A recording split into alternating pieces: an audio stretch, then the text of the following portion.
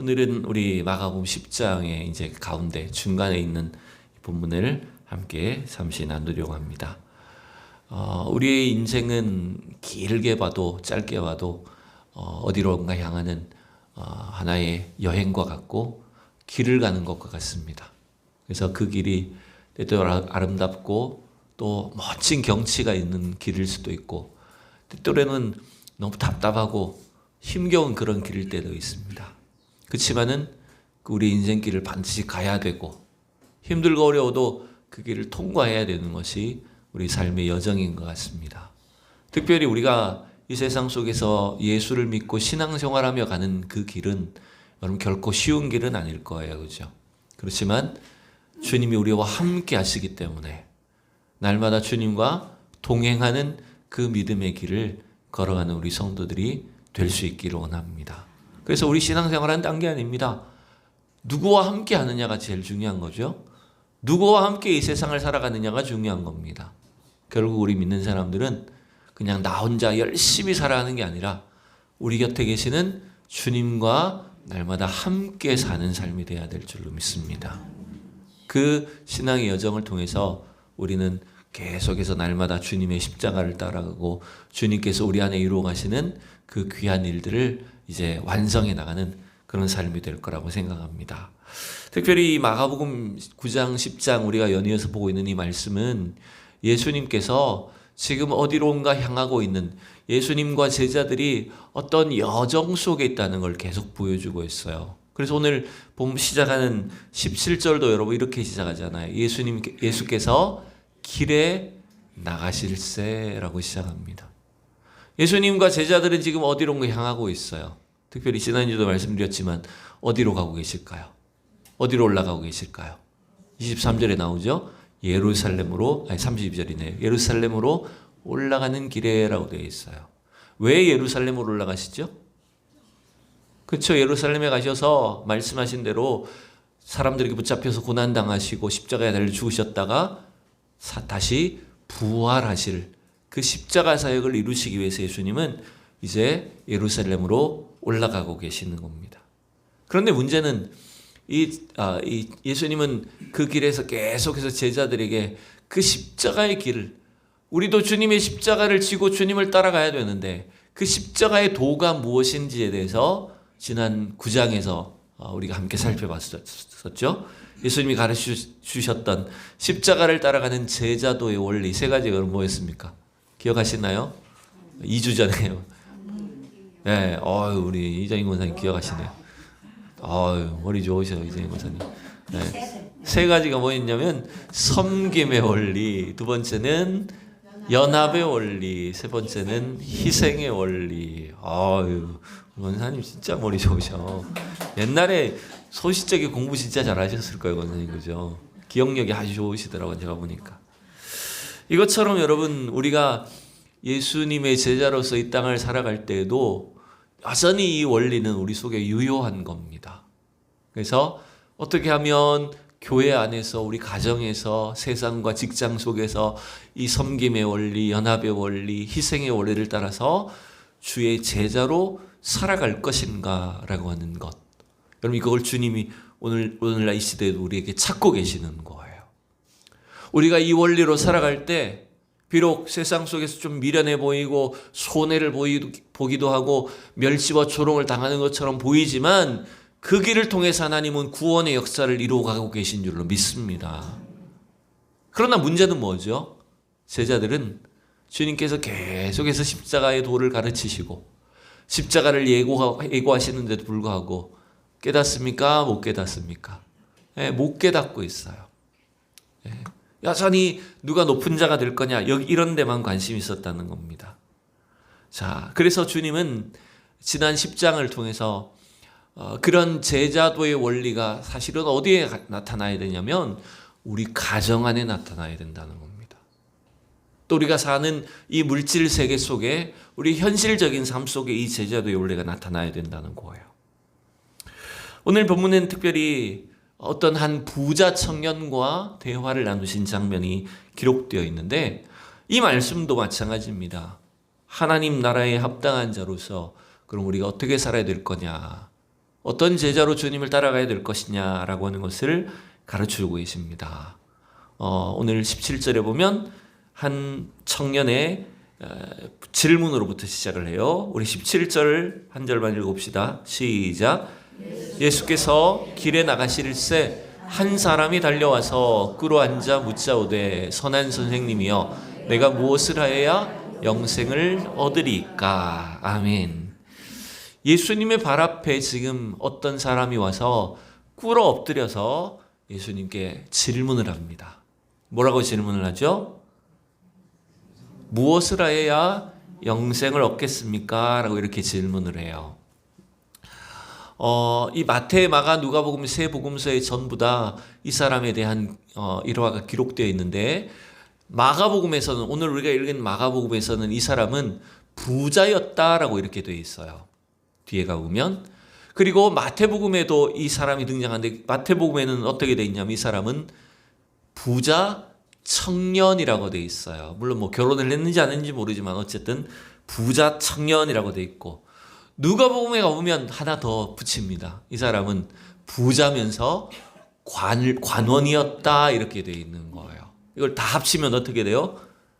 셋을 다 합치면 부자 청년에다가 직장도 좋은 관원이에요.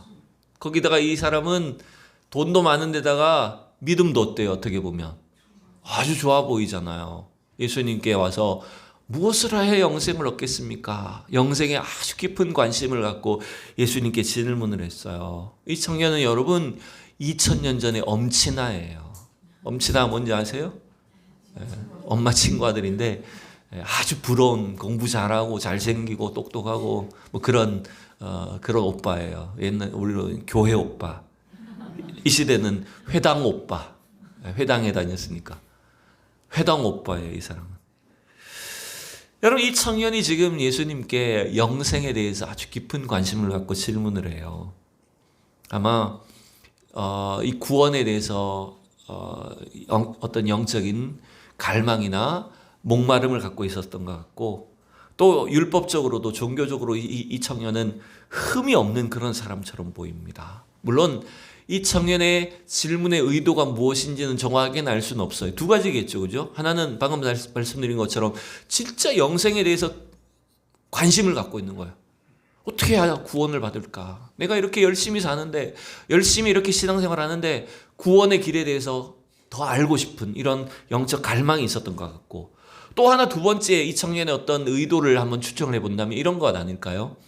자기가 이만큼 하나님을 잘 섬기고 율법도 잘 지키는데 그런 자신의 어떤 선함을, 의로움을 선한 선생님인 예수님한테 인정받고 싶은 거예요. 칭찬받고 싶은 거예요. 쉽게 말하면. 그죠? 왜냐하면 이 청년이 정말 참 모범적인, 모든 사람들이 인정할 만한 그런 사람 같아요. 그래서 예수님께 지금 그런 칭찬을 받고 싶은 것 같은데, 여러분, 우리도 언뜻 그런 생각에 그런 좀 인정을 받고 싶을 때가 있지 않나요? 우리가 교회를 열심히 다니고 열심히 신앙생활 하면, 물론 그 자체로서 감사한 일이긴 하지만 누군가에게, 목사님에게, 또 예수님께 인정받고 싶은, 칭찬받고 싶은 그런 마음이 있을 겁니다. 여러분, 그게 잘못된 것은 아니에요. 근데 문제는 뭐냐면 그런 욕구 때문에, 칭찬받고 싶은 욕구 때문에 이 청년은 누구보다도 율법을 열심히 지키게 되는 거예요. 여러분, 우리가 이걸 잘 생각해야 됩니다.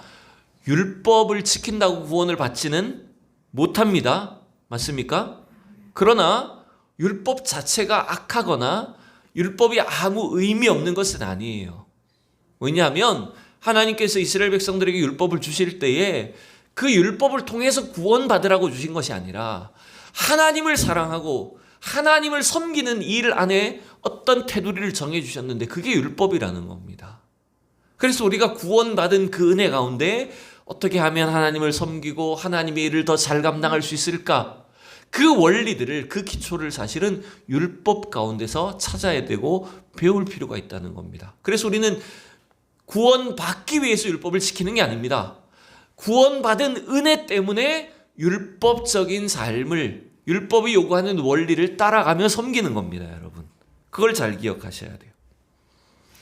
이 부자 청년은 지금 자기가 의롭다, 자기는 참 하나님 보시기에, 예수님 보시기에 완전하다라고 하는 것을 자랑하는 것이 두 가지입니다.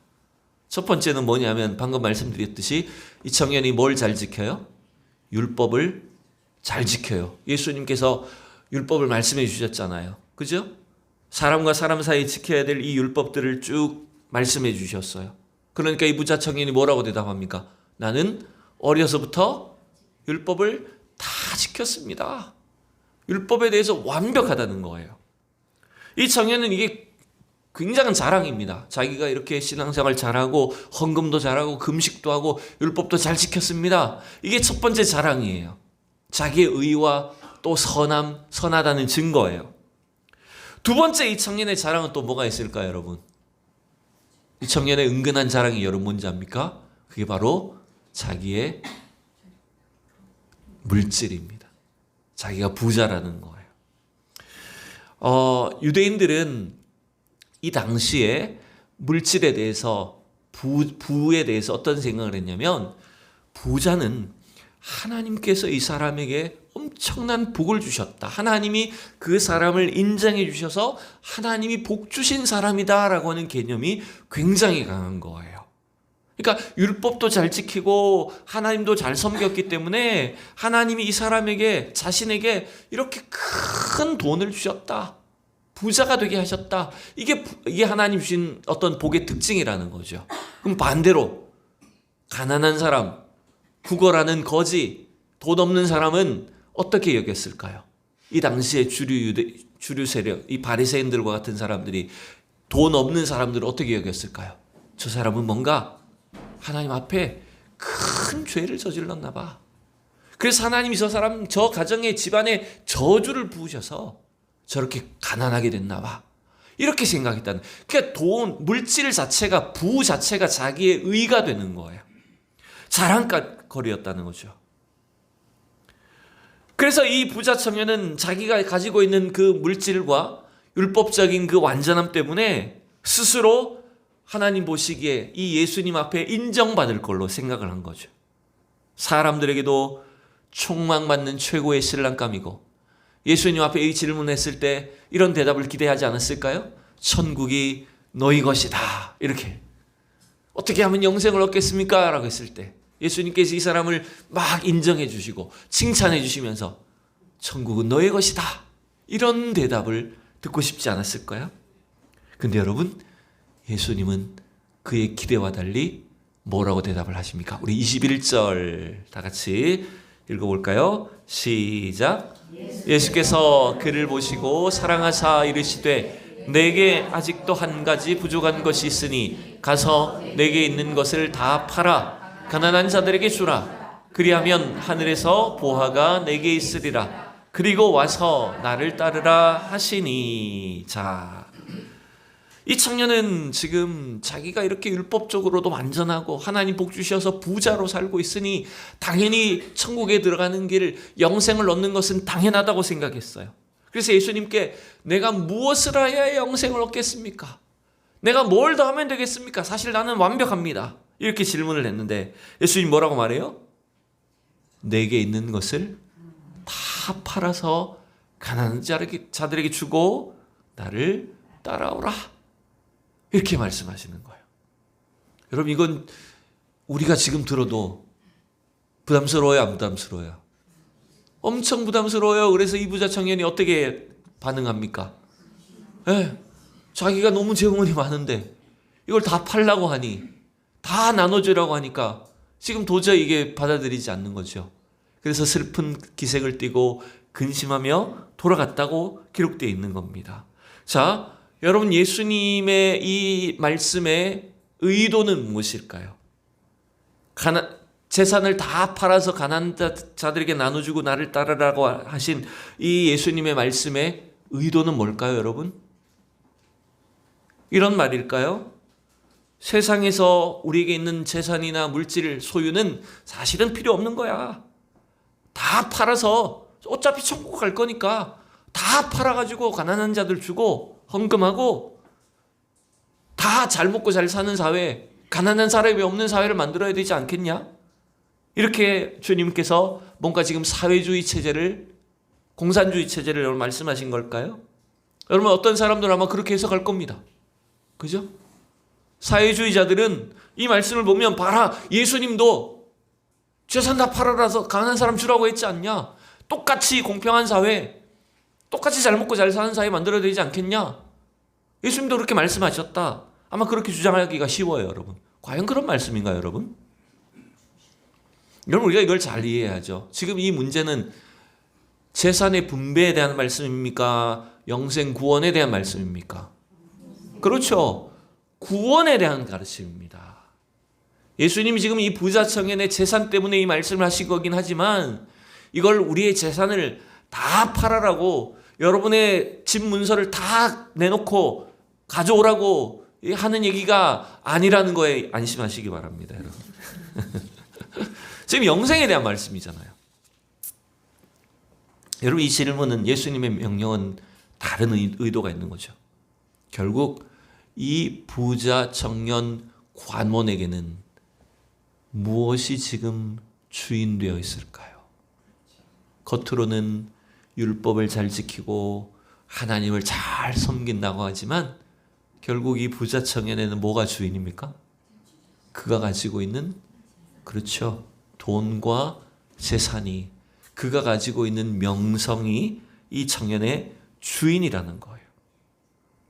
그래서 예수님이 지금 이 말씀하신 것은 뭐냐면 그 주인을 바꿔야 된다는 거예요.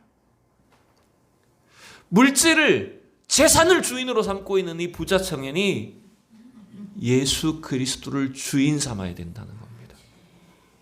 예수님을 통해서 하나님을 나의 주인으로 삼고 그 주님이 기뻐하시는 삶을 살아야 된다는 것을 명령하고 계시는 겁니다. 이 부자 청년은 하나님이 아니라 하나님을 섬긴다고 하지만 자기의 선함을, 율법적으로 자기가 이렇게 완전한 사람이고 하나님 복 주셔서 이렇게 돈도 많고 사람들로부터 인정받는다라고 하는 것, 여러분 그게 자신의 삶의 주인이에요. 그래서 자기는 얼마든지 하나님 나라에 들어갈 수 있다라고 아마 자랑스럽게 나왔을 겁니다. 그런데 예수님 말씀은 뭡니까? 여러분, 우리 인간의 구원은 어떤 우리의 노력이나 선행이나 율법으로도 절대로 우리의 능력으로 하나님 나라에 들어갈 수 없다는 거예요, 여러분.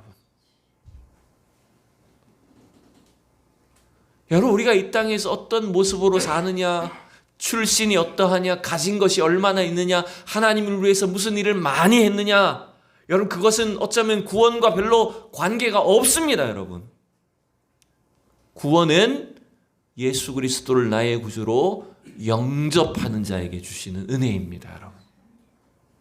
그래서 예수님을 의지하는 믿음으로 살 때에 우리 안에 구원의 은혜가 이루어지게 된다는 거예요. 그래서 오늘 이 부자 청년과 예수님이 대화하신 이 장면은 세상의 원리와 하나님 나라의 원리가 정확하게 대조가 되고 있는 거예요. 여러분, 오늘도 우리가 자본주의 사회에 살고 있지 않습니까? 우리는 하나님을 섬기며 하나님의 자녀로 이 땅을 살지만 동시에 이 세상의 가르침, 이 세상의 이치 속에서 살고 있어요. 그래서 끊임없이 우리 안에 이 세상의 가르침이, 물질적인 우리 속의 관념이 끊임없이 우리를 가르치고 있다는 겁니다. 여러분, 이 세상의 이치와 사고방식이 뭡니까? 그것은 재산이나 가진 것이 많아야, 어떤 신분이나 지위가 높으면 무엇이든지 할 수 있다고 생각하는 겁니다. 그래서 우리도 때때로 우리가 가진 것이 적고 우리는 신분이 낮고 우리는 능력이 부족하기 때문에 나는 아무것도 아니야, 나는 아무것도 못한다라고 스스로 생각합니다. 여러분, 그런 생각 여러분 많이 하지 않습니까?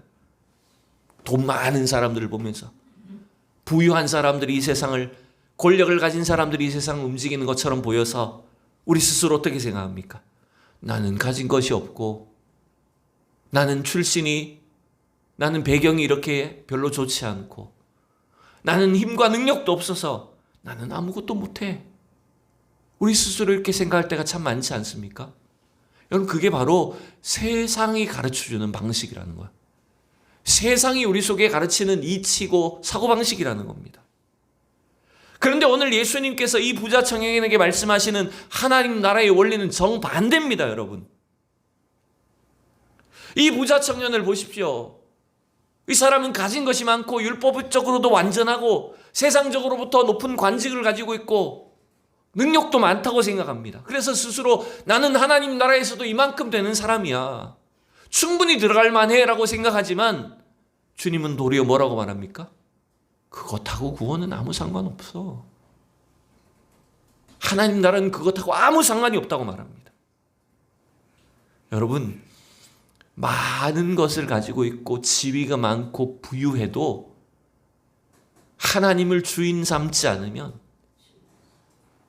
자기 자신의 재물이, 자기 높아진 그 욕망이 주인되어 이 땅을 살면 도리어 그 사람은 하나님 앞에 교만하여 버려질 존재밖에 안 되는 겁니다. 세상에서 아무리 떵떵거리고 커도 하나님 앞에서 여러분 그건 아무것도 아니라는 거예요. 그래서 하나님 나라와 아무 상관이 없어요. 여러분, 그래서 예수님 오늘 이 부자 청년과 대화를 마치신 후에 제자들에게 뭐라고 가르치십니까? 자, 23절, 4절, 2절인데요. 같이 읽읍시다. 시작. 예수께서 둘러보시고 제자들에게 이르시되 재물이 있는 자는 하나님의 나라에 들어가기가 심히 어렵도다 하시니. 여러분, 재물이 얼마나 있어야 못 들어간다는 말일까요? 여기 24절 읽어봅시다. 시작. 제자들이 그 말씀에 놀라는지라 예수께서 다시 대답하여 이르시되 얘들아, 하나님 나라에 들어가기가 얼마나 어려운지. 자, 24절 여러분 성경책에 보면 24절에 각주가 붙어 있는 분들이 계셔요. 하나님 나라에 라는 단어 앞에 1번 반괄호 해갖고 밑에 작은 글씨로 각주가 붙어 있어요. 그런 성경책 있으시죠? 그죠? 성경책을 보셔야죠. 저를 보시지 말고. 성경책에 보면 각주가 밑에 붙어 있는 성경책 있죠? 물론 없는 성경책도 있습니다. 거기 뭐라고 성경책이 붙어 있을까요? 어떤 사본에는 재물을 의지하는 자는 하나님 나라에 들어가기가 얼마나 어려운지라고 되어 있다는 거예요. 이게 지금 어떤 사본에는 들어가 있다는 거예요. 결국 부자가 하나님 나라에 들어가기 어렵다는 것은, 그럼 돈 있는 사람은, 집을 가진 사람은 아예 못 들어간다, 그 소리가 아니죠? 보세요. 어떤 부자입니까? 그 부자는 어떤 사람입니까? 재물을 의지하는 자라는 거예요. 재물이 자신의 주인 되어 있는 사람이에요. 자기 자신의 욕망이, 자기 자신의 높아진 명성이 자신의 주인 되어 있는 사람이에요. 그 사람은 하나님 나라에 들어가기가 너무너무 어렵대요. 얼마나 어렵다고요? 그 뒤에 예수님이 어떻게 비유합니까? 부자가 하나님 나라에 들어가기 어려운 것이 마치 그렇죠, 낙타가 바늘귀로 들어가는 것처럼 어렵다. 바늘귀가 물론 해석상에 여러 가지 의견이 있습니다. 실제 바늘귀냐 아니면은 그 당시에 자그마한 성문을 가리키는 거냐, 뭐 의견은 분분하긴 하지만 어쨌든 여러분이 하나님 나라에 들어간다는 자체가 재물을 의지하고 하나님이 아니라 재물이 신이 되어 있는 사람에게는 하나님 나라에 들어가기가 그만큼 어렵다라는 것입니다. 사실 이 가르침은 제자들에게도 엄청난 충격이었을 거예요. 왜 그렇죠? 제자들의 관심은 계속 어디 있습니까? 예수님의 십자가는 도무지 깨닫지도 못하고 주님 옆에 붙어 있기만 하면 우리가 조금 있다가 한 자리씩 차지하고 높은 관직에 올라서 우리도 부자 될 거야. 예수님 잘 따라다니면 이만큼 부자 될 거야. 여기에만 관심이 있었던 것 아닙니까? 근데 예수님은 도리어 계속해서 그 제자들에게 어린아이를 앉히시고 너희가 이 어린아이와 같지 아니하면 하나님 나라에 들어갈 수 없다고 하시고, 이 부자 청년이 하나님이 아닌 재물을 의지할 때, 재물을 주인 삼아 살아갈 때 하나님 나라에 들어갈 수 없다라고 지금 도리어 책망하고 계시는 겁니다. 여러분, 오늘 우리에게도 이 말씀이 주시는 교훈이 있는 거예요. 단순히 물질이나 재산 때문이 아닙니다. 뭐 우리는 사실 부자라고 해봐야 얼마나 부자입니까? 여기 그죠? 뭐 그렇게 큰 재벌이 있습니까? 별로 가진 것이 없습니다. 근데 여러분 가만히 보십시오. 우리가 재물만을 의지하는 것만이 아니라, 우리가 가진 재물만 우리의 신으로 삼는 것이 아니라 부자 청년처럼 우리가 스스로를 자랑하고 높이는 것이 사실은 얼마나 많을까요? 나의 어떤 도덕적이고 종교적인 선함, 나는 이렇게 깨끗해, 완전해, 나는 누구보다도 착하게 살았어. 여러분, 은근히 그런 것들이 우리 속에 자랑거리가 되어 있지 않습니까? 그것들이 어쩌면 나는 충분히 하나님 나라에 들어갈 만한 이유라고 스스로 자랑하고 있지 않습니까? 많은 사람들이 교회에 나오기를 주저하는 이유 중에 하나가 뭔지 압니까? 그것은 바로 자기는 충분히 천국 갈 만하다고 생각하기 때문입니다. 나는 누구보다도 착하게 살았고 선행을 많이 했고 착한 사람이기 때문에 나중에 죽어도 좋은 데 갈 거야. 은근히 이런 생각하는 사람들이 많아요, 세상 사람들이. 문제는 우리 믿는 사람들이, 그리스도인들 가운데도 우리 스스로 뭔가 내가 굉장히 괜찮은 사람이라고 은근히 자랑하는 것들이 많다는 것입니다.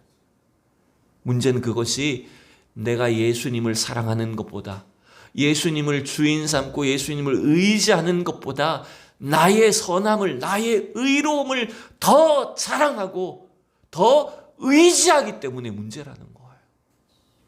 그러면 우리도 똑같이 이 부자 청년처럼 하나님 나라에 들어가기 어렵다라고 어쩌면 이렇게 주님의 평가를 듣지 않을까 모른다는 것입니다.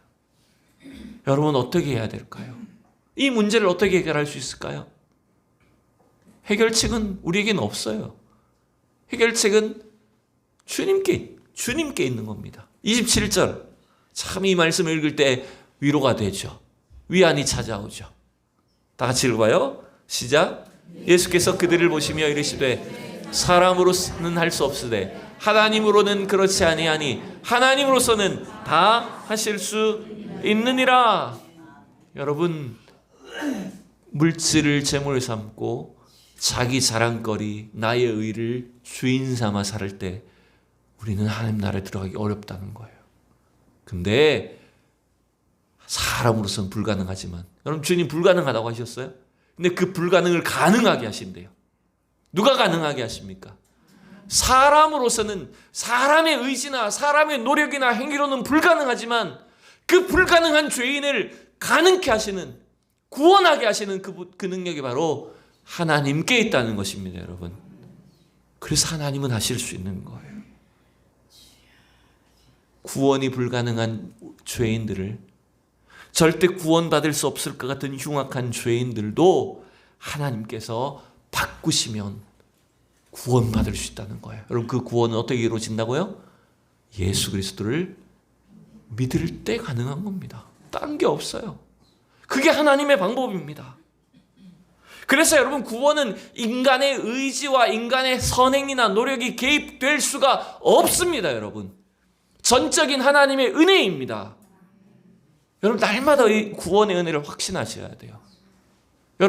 여러분이 태어난 것도 여러분이 뭔가 계획하고 선택해서 태어났습니까? 나는 한 중산층쯤 되는 가정에서 몇째 아들로 태어나야지, 나는 키가 얼만큼 되고 외모는 요 정도면 돼야지, 내가 태어나기 전에 내가 다 선택하고 계산하고 준비해서 여러분 태어났습니까?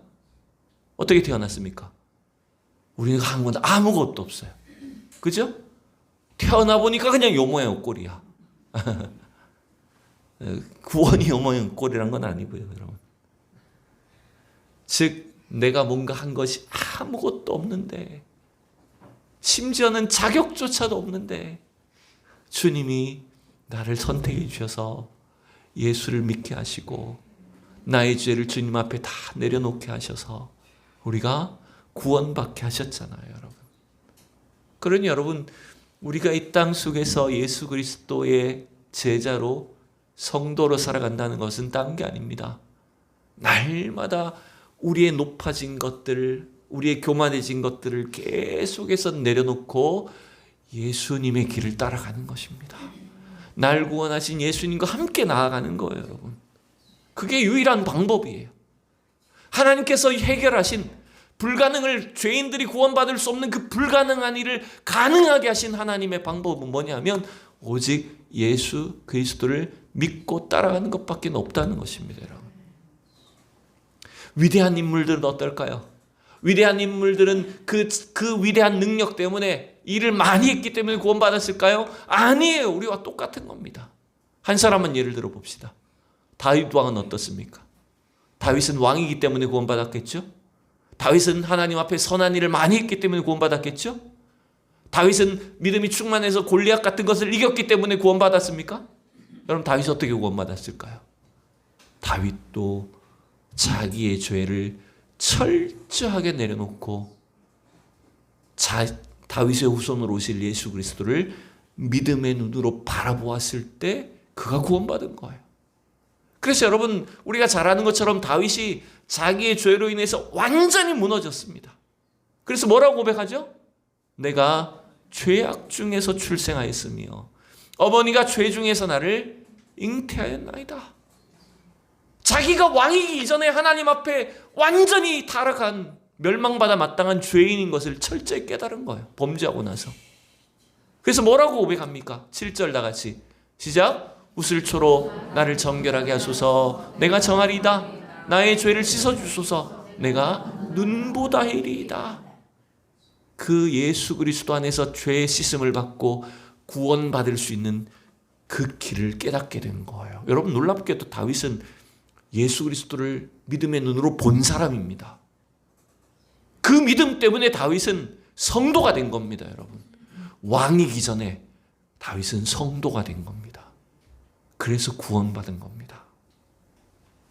여러분, 우리에게도 동일한 주님의 구원의 은혜를 우리에게 주신 거예요.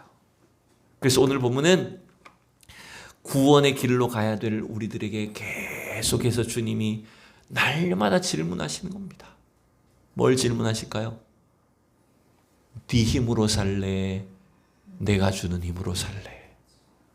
네가 가진 능력으로 이 땅을 살래? 아니면 나와 함께 이 땅을 살래? 주님 물으십니다. 우리는 끊임없이 내 능력, 내 재산, 나의 지위, 나의 신분을 통해서 뭔가 이루려고 생각하고 그것이 뭔가 구원에 이를 수 있는 가능성이 있다고 여기지만 하나님 아니라고 말씀하시는 거예요. 주님이 주시는 힘과 능력으로 이 땅을 살고 우리를 위해서 약속하신 저 천국의 그 구원의 길에 이를 수 있는 우리 성도들이 다 될 수 있기를 원합니다.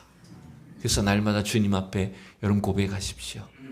날 구원하신 그 주님의 은혜 때문에 나는 주님과 동행하며 이 땅을 살다가 주님 나라 가겠습니다. 날마다 그렇게 믿음으로 고백하고 주님과 동행하는 우리 성도들이 될 수 있기를 축복합니다.